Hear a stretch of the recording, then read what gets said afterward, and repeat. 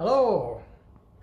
Today I'm going to show you how to make homemade bread in a Princess Model 1939 Breadmaker. So before you do anything, you want to clean everything, wash your hands before you get started. Hello, I'm back again. So the first thing we want to do is take out the pot and soak it in water for about 5 minutes.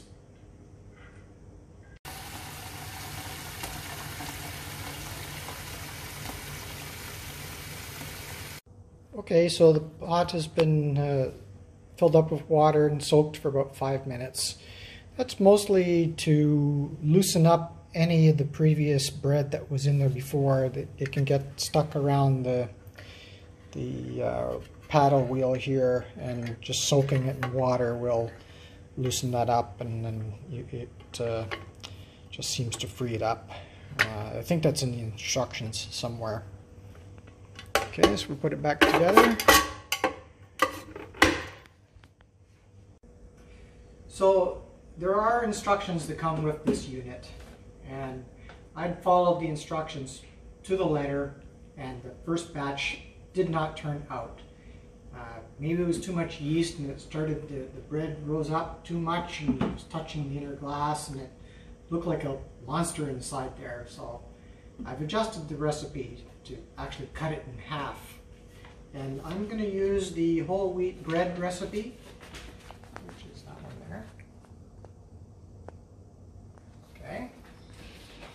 So recipe is quite simple. You need oil, olive oil, salt, yeast, bread flour. Here's the whole wheat bread flour. I'm going to mix these two together. Sugar and water. So for measuring the ingredients, I bought this digital scale from Macro. I think I paid like about 600 baht for it, 500 or 600 baht. Just makes it that much easier for measuring things out. So we want to tare your cup here, just any cup, a little plastic cup. This actually came with the Princess unit. So it says 450 grams of flour. So I'm going to cut that in half, which is 225. But I want to also mix some of the wheat flour. It's not an exact science, so you can go under or over. I prefer to go over a little bit, so let's just put the flour in there.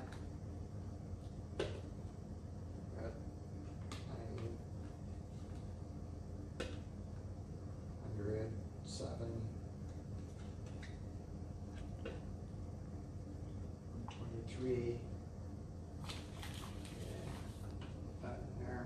Remember 123? What did it say? 123.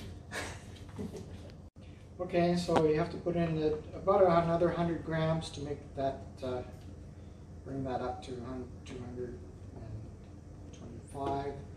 So it's about 70 grams there. I'm going to put the rest of the whole, top it up with the whole wheat flour.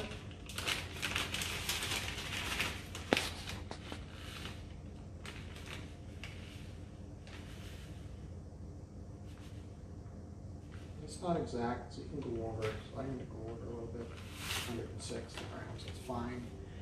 Okay, put that in the pot. Okay, and then get a spoon. I'm just using a plastic spoon. And just kind of mix that around. I'm going to come over here and look inside.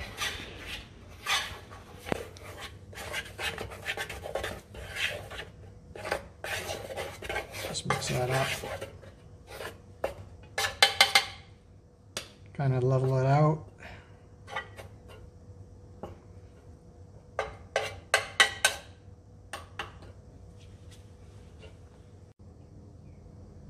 Okay, so it says, okay, put the flour in first, then we put the oil or butter in one corner, sugar and salt in another corner, yeast on top and a hollow you made in the flour, pour in the water and milk. Oh, I forgot milk. It's just a couple tablespoons of milk. Sometimes I forget to add that. It doesn't seem to make any difference. Okay, so let's do that. Okay, so the recipe calls for 3 tablespoons of oil. So that's actually 1.5 because I'm cutting everything in half. So I don't have a 1.5 tablespoon. 1 tablespoon is actually 3 teaspoons. So I could just put 1 tablespoon and a teaspoon and a half teaspoon, or I can just eyeball it. I'm just going to eyeball it. So that's 1.5. And so I'm just going to make a little indent. Come over here and take a look in here. Just going to make a little indent in here where I'm going to put the oil.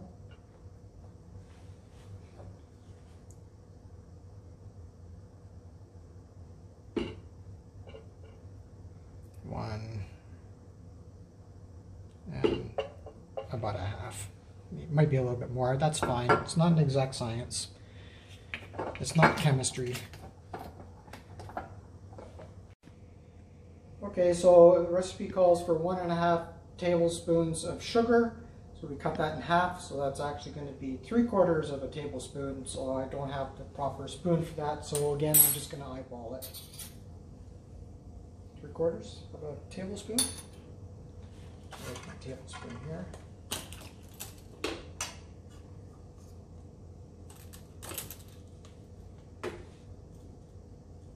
That's about right. It's not an exact science. So, oh, I forgot to make the hole in the indent on the other side there. So we'll put the indent in there. Put the sugar in. Okay. Okay, so 1/2 teaspoon of salt. No, one heaped teaspoon of salt. So that's 1/2 teaspoon of salt. 1/2 teaspoon. You can put this together with on top of the sugar.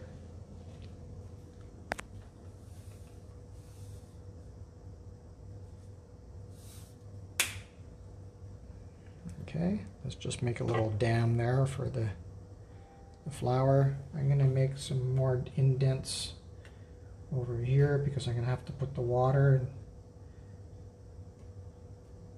in that part there, and make some indent for the yeast.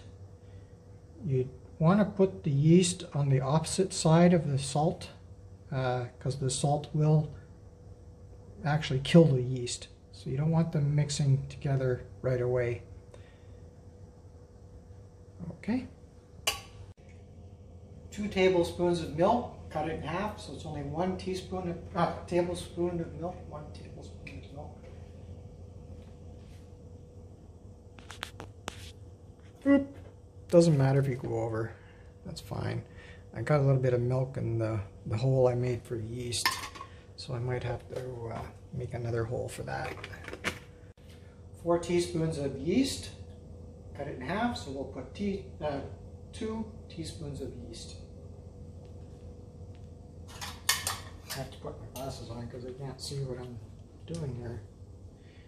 You want to have the fresh yeast because if it's, and keep it in the fridge too, last longer. 1,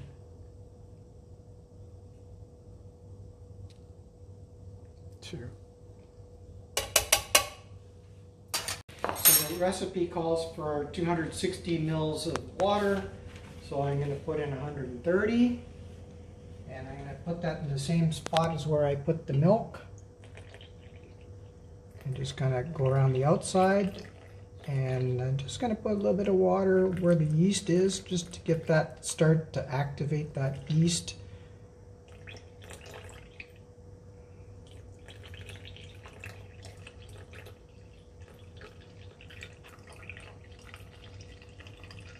It's going to overflow a little bit. That's fine.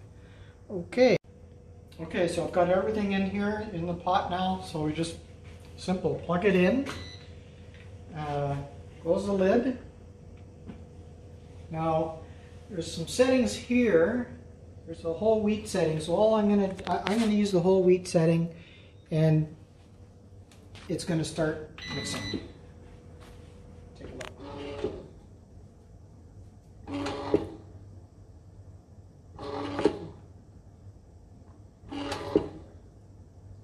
So I might have to add more water. I'm gonna wait and see how this mixes up. Takes a few minutes.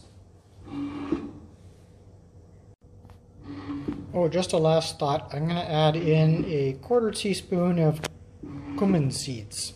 Gives it that nice smell. It's picking up speed now.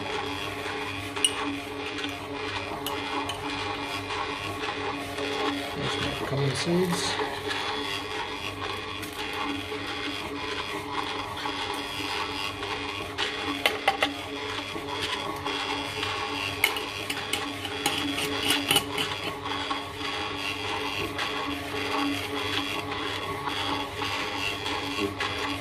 Just to help it along, I'm going to use a plastic spoon and just kind of push down the flour there, just to help speed it up, the mixing, to see if I need to add more water or not. Careful you don't damage the paddle or get it jammed in there.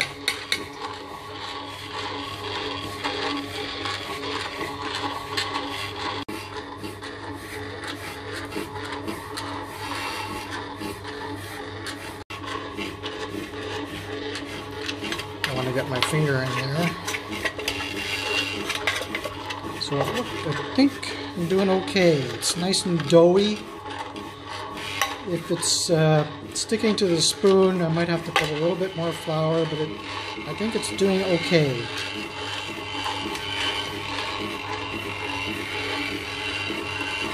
So there's not very many settings on this Princess Breadmaker. And I found through trial and error that I had to increase the rising time. So the kneading here, I've got it set to the whole wheat setting. Kneading will go for 35 minutes. So the only way to increase the raising time is to unplug it and start over again. So once I'm happy with the, oh, it's certainly a little bit of gooey in there. I think I have too much water, so I might have to add some more flour.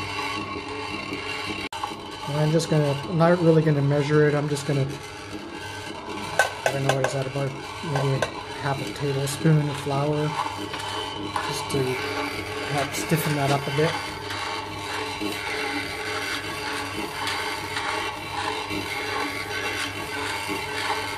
It's not sticking anymore, so that looks good.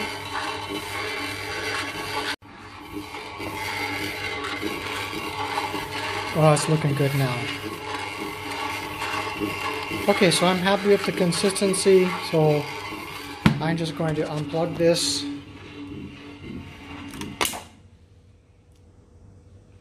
And start it over.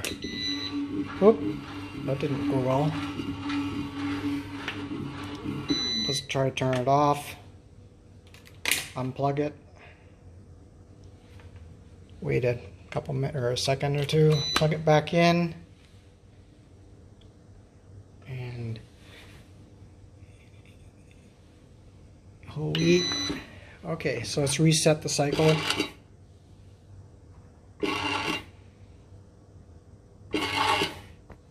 And now I'm just going to let that run through the complete cycle and see how it turns out. So you can see there's quite a lot of moisture in there. That's the condensation on the little window there.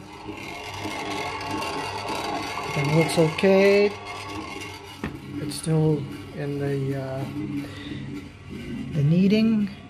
It's going to knead for a total of 35 minutes.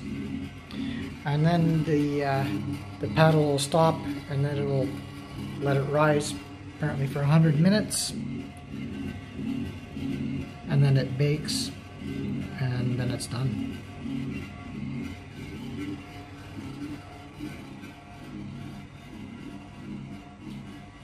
Okay, it just stopped kneading, and now it is going into the rising period. And oh, that doesn't look that good. I'm just going to help it a little bit here. It usually goes into a nice little ball. Maybe I have too much water. It's a little bit gooey.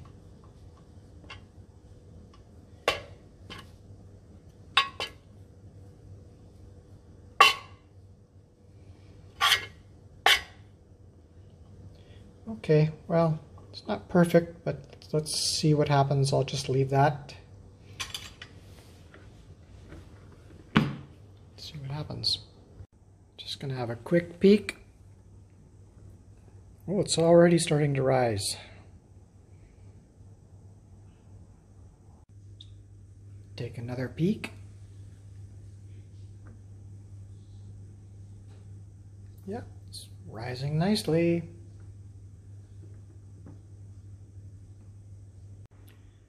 Okay, it just turned into the baking mode, and let's just have a quick peek. So it has risen very nicely, and now it's going to bake. And it smells really good. Okay, the buzzer has gone off. It is done.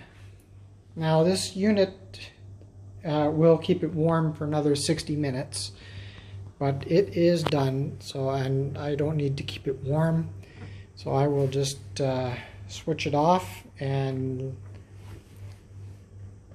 let it cool down a little bit, and then we can taste it. So let's just turn that off. Okay. Nice golden, smells really good. Okay.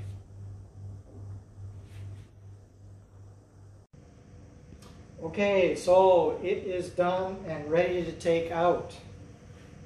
So it's still quite hot, so we want to wear some oven mitts. There's a nice handle here to grab onto. So we just carefully don't burn yourself. Just kind of rock it back and forth to get it out. And it probably could have risen a little bit more. As you can see, it did rise up. Maybe in my next batch I'll put some more in. And it just falls out like that. Careful, that's still hot. So it is ready for tasting.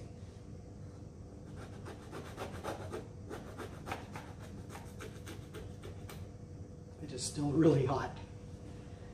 I love hot bread when it's right out of the Breadmaker. It's a little, you can adjust the salt and the sugar, and you'll get a more crispy crust. Take some experimentation to do that. Look at that.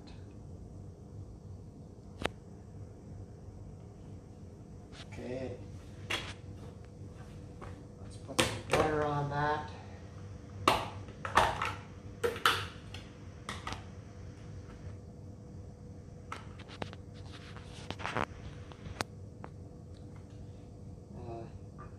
I don't really have a fat problem.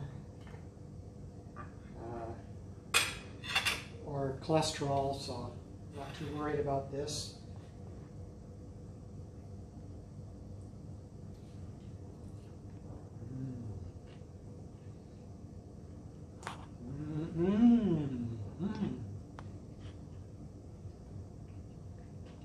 I can really taste the cumin. Great. That's all.